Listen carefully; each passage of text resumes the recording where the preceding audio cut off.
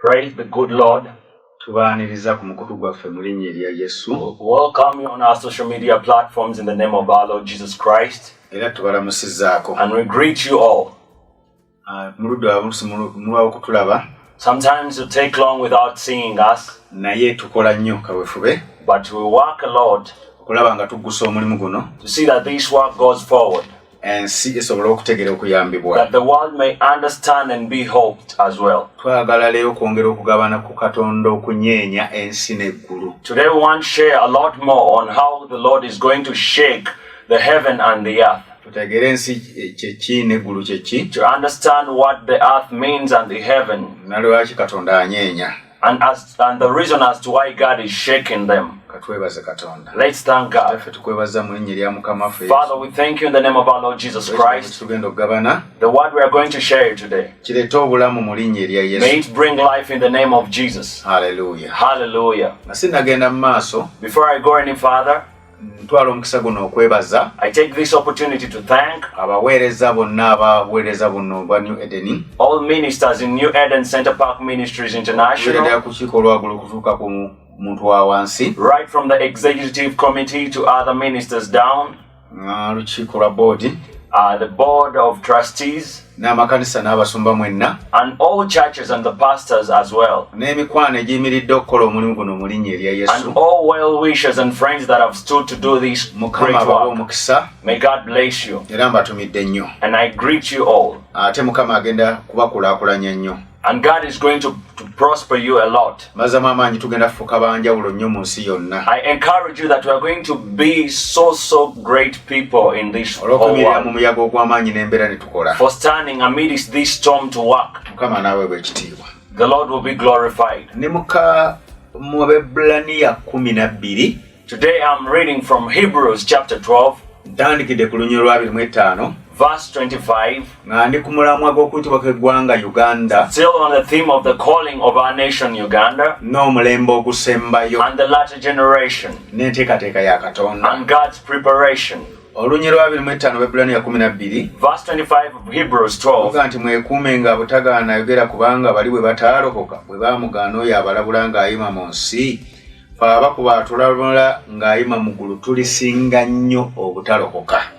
Verse 25 of Hebrews 12. See that you do not refuse him who speaks. For if they did not escape who refused him who spoke on earth, much more shall we not escape if we turn away from him who speaks from heaven. This verse warns every man on earth, much more the born agains, even the very people that are non-born again or are yet to be born again, that you have to be so keen about anyone who speaks into your life. When Jesus spoke as he was still on the earth or in the world, the Israelites didn't believe or take salvation through him. Even now they are against the Christians, because they refuse to humble down, because Jesus was in the world. Right now he's working as he's seated in heaven through the Holy Spirit. This Holy Spirit ministers to all the nations on this earth. Joel 2 says, in the latter days, I'll pour out my spirit on all flesh. All that have flesh will see visions and dreams, the young and the old, and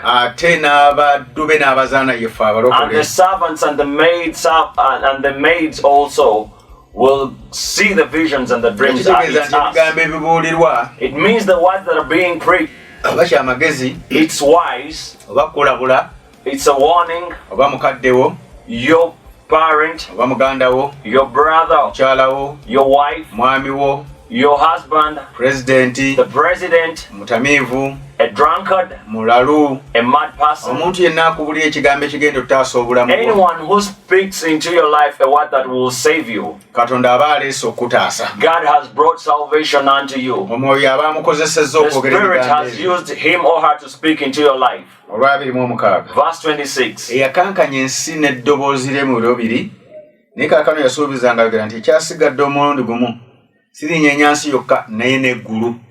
Whose voice then shook the earth, but now has promised, saying, Yet once more I shake not only the earth, but also heaven.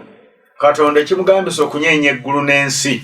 What makes God to say that he will shake the heaven and earth? Neŋŋamba ensi be bantu ba bulijjo abatali balokole bonna nga mwozingidde amadiini. I've said the earth means all people that are yet to be born again, including the religious ones. Wendowooza yabeera ya nsi. Because their mindset is carnal. Mukama mulungi ebaze. Praise the good Lord. Ate eggulu be balokole. And the heaven means the born again. Kubanga be bakkiriza ebigambo by'omwoyo. They are the ones that believe the words that are spiritual, or the words of the Spirit. But why did God promise to shake heaven and earth? Ng'ategeeza nti olw'okuba naye ekkanisa nayo yegudde ne yekkiriranya n'ensi. Meaning that because the Church of Christ has conformed to the standards of the world, kati Katonda alina oginyeenya. The Lord has to shake it. N'ensi n'aginyeenya. The earth as well, or the non-believers. Ng'alina ensonga lwaki anyeenya. And having a reason as to why he's shaken the two of them. The first reason, ayagala abantu bonna bamuvunnamire bamusinze. he wants all people to bow down and worship him. Nga ye kabaka w'abakabaka Yesu Kristo. And Christ is the King of Kings. Ensonga ey'okubiri. Their second reason, yeye ne lunywa lwabiri mu musoga n'ekyo ekyasigadde omulundi gumu kitegeeza okuggyibwawo kw'ebyo ebikankanyizibwa ng'ebyakolebwa ebitakankanyizibwa biryoke bibeerewo. The second reason is in verse 27, which says, Now this, yet once more, indicates the removal of those things that are being shaken, as of things that are made, that the things which cannot be shaken may remain. Kama omulungi ebazibwe. Praise the good Lord. Katonda anoonya okuggyawo ebikankanyizibwa ebyakolebwa. That God is seeking to remove things that are shaken that were made. Bitwazimbirako obulamu bwaffe. Things on which our lives are built. Nga tetunnalokoka. Before we got saved. N'abatali balokoka bazimbira. Even the non-born agains on which they are edified. So n'abalokola abagudde kwe bazimbira. Kuna Katonda agenda kunyeenya. All those God is going to shake. Byebiruwa kambyo mmenyeko ebitonotono. Let me point out some of them. Abamu obugagga babufunidde mu bubbi. Some have gotten the wealth through robbing others. Nga wano mu Uganda nawo. Like in Uganda and other countries. Ettaka ly'abantu. They have robbed people's lands. Baba sente za gavumenti. They have taken embezzled government funds. N'ebirala byonna. And sort of a view. Ebyo byonna ebikoleddwa mu ssente ezo Katonda alina okubinyeenya okulaba ng'abinyeenyeza ddala. All prosperity attained through such ways, God has to shake them all. Abamu obufumbo enfuna yaabwo. Some have gotten married in ways that are not good. Omukyala tomwanjudde eri bazadde. You've not introduced the wife has not introduced you to the parents. You've taken your friend's wife. Praise the good Lord. Or cheating on one after the other. You might get sicknesses. STDs that can even confuse you, and you use drugs and they can't work out for you. Praise the good Lord. Witchcraft and sorcery. Because the entire world, the foundation thereof is of sorcery and witchcraft. It's the sorcery that gives people power to disobey the gospel. That's why Pharaoh was also against Moses, because he had the witch men. All those people that force people to indulge in homosexuality first use sorcery. The Illuminati people, all that is sorcery. Praise the good Lord. All the religious people behind them is sorcery. And the fallen born agains behind them, there is sorcery and witchcraft. Where does witchcraft come from? Kama mulungi ebazibwe. Kiva mu kujeemera Katonda. It comes from disobeying God. Buli atakkiriza mazima ateekwa okusamira. Whosoever does not accept the truth has to do witchcraft. Ateekwa okubaako ne byasinza oba bifaananyi. Has to do divination or worship idols. Byakolera n'emizizo ze gy'emabega. And does some other abominable things behind. Emizizo egyo egikoleddwa mu bintu ebikoleddwa. Pardon? Emizizo egyo egikoleddwa. Those abominations done. Gye gireeta Katonda okunyeenya abantu. Make God shake the people. Mukama mulungi ebazibwe. Praise the good Lord. Wa buli kintu ekikolebwa mu nsi. Because everything done in the world. Eriyo emabega amaanyi ga Setaani. There is a power of Satan behind it. Z'Abawarabu zonna. In those Arabian countries. Z'Abazungu zonna. And those white countries. N'ez'Abaddugavu. And even of the blacks. Olw'okuba omuntu Katonda yamukola nga alina okumusinza. Just because God created man and is meant to worship God. Omuntu bw'atamanya kusinza Katonda when man didn't know how to worship God, yafunayo byasinza ebirala. got some other things to worship. Emyoyo gye gyagobwa mu ggulu ne Setaani. Those evil spirits that were cast down with the devil Satan abantu gye basinza. are the ones that people worship. Ate okusinza Katonda ow'amazima. But worshiping the true God, oteekwa kukula. You have to grow. Ne babuulira enjiri. And they preach the gospel. N'otegeera mu mutima gwo. You believe in your heart or understand that I'm a sinner. Nsazeewo Kristo afuke So I've decided that Jesus becomes my Lord and Savior. That means you will obey him in whatsoever he says unto you. That is the only thing that can help you worship God. But the rest of the religions are worshiping Satan. Because there is something behind that they're worshiping. Some idols.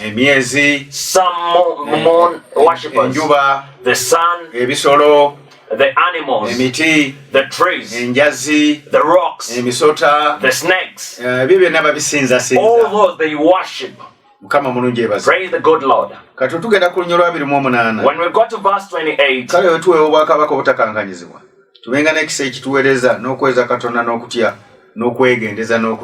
verse 28, therefore, since we are receiving a kingdom which cannot be shaken, let us have grace by which we may serve God acceptably with reverence and godly fear.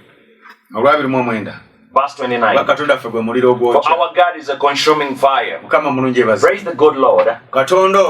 This God, his preparation, wants to establish his kingdom. Because for it is unshakable. So he is establishing or planting his kingdom. You cannot confront his kingdom. Praise the good Lord. This true gospel is of the kingdom of God. But it has to be preached to people. Preaching to them truth. And doing the truth as well. A person who preaches truth and does contrary cannot be established by God. That's why the church of the born again in the entire world is not engraved or it's not established on the foundation. It's fallen. God is shaking it too. Hallelujah. Hallelujah. In our nation of Uganda. Hallelujah. Hallelujah. Even if you ask the pastors what's going on, they can't tell you. Because they are fallen. That's the plain fact. Now the church is all fallen. God is just restoring it. That's why he says he wants a church that is without spot or wrinkle. Hallelujah. Hallelujah. That church has to be righteous and holy. That everything that is done therein is based on truth. That is the strong church. That is the glorious church. That like that of the apostles that was back then. It was with glory and the terror of God was upon it. Though people tried to comfort it, but it wasn't something easy. But this latter one, God said it will be so glorious that no man will confront it. Hallelujah. Praise God. That will have men and women willing to speak and do the truth as well. no matter what price it takes, no matter how oppressing situations may be, they will stand on the truth alone. That's the church that God wants. This is the church of New Eden. This is the gospel we are ministering unto you. We don't keep quiet on anyone's side. Hallelujah. Hallelujah. We don't hate anyone, but we preach the truth. And we do the truth. And you cannot confront us, because great is He in us. When you rise, He hits you. In the name of Jesus. So I want to inform you in the name of our Lord Jesus Christ. It's time to change from whatever you have been doing. The storms that are striking you, the floods that are confronting you, situations that are reaching you, they won't end there. They will come to all people. They will come to all nations, that all people may surrender unto God. Even if the world remains with 1 million people, praise the good Lord. Another preparation of God. I've gone to this book of Peter, 2 Peter, chapter 3 of 2 Peter. It's where we're reading from. And we see the words Peter wrote, talking about the latter church. Our brother Peter, he wrote this gospel. I want you to listen to it carefully. The second letter or epistle, chapter 3, verse 8. I read.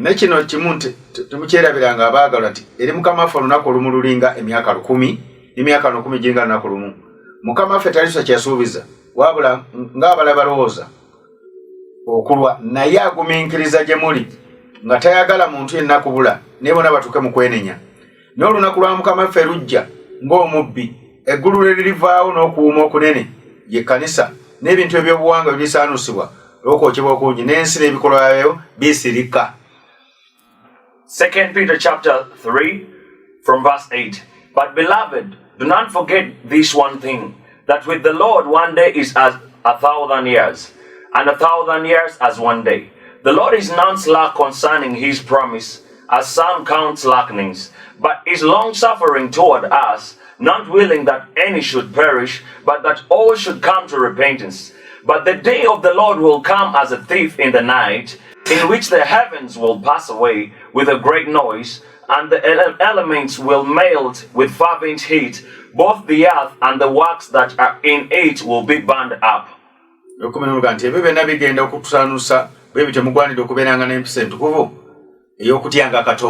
Verse 11 says, therefore, since all these things will be dissolved, what manner of persons ought you to be in holy conduct and godliness? Ninga bwe yasuubiza tusuubira eggulu erijja n'ensi empya obutuukirivu mwe butuula. Verse 13, nevertheless, we, according to His promise, look for a new heaven, for new heavens and a new earth in which righteousness dwells. Praise the good Lord. God prepared that in this latter generation to create a new earth and a new heavens, to walk in righteousness. It doesn't mean He will bring new people, that He will shake that all the rebellious or disobedient perish, that the God-fearing may remain, the born again and those that are yet to be. Men and women, as I conclude, this gospel that you hear of the latter generation, every leader in this nation, the parliament of Uganda, all ministers, and all individuals in the nation, it's time to repent. The storm is coming everywhere. Till you all calm down. Till you calm down. To glorify Jesus Christ in the name of God. Mukama nsabira abaddu bona abazannya ku nsi. I pray for your servants, maid servants. Mwoyo mutukuvu basinkane mu maanyi. Holy Spirit, meet them in power. Oyogere nabo mu linnya erya Yesu. Speak to them in the name of Jesus. Ekigambo kye tubuulira. Establish this word we are preaching. Obawalule b'oyagala okuwalula. Draw them close that you want. Nti gw'olisaasira oli musaasira. Because you say you have mercy. Mukama bakusinze. That they may worship you, God. That we may unite and be one person. Obwakabaka nga gw'ofuga. That we may take your kingdom forward as you roll. That and there is no other God that is worshipped on the earth, but the God of the tree of life that will heal the nations, and is Christ himself. God bless you. Amen. Amen.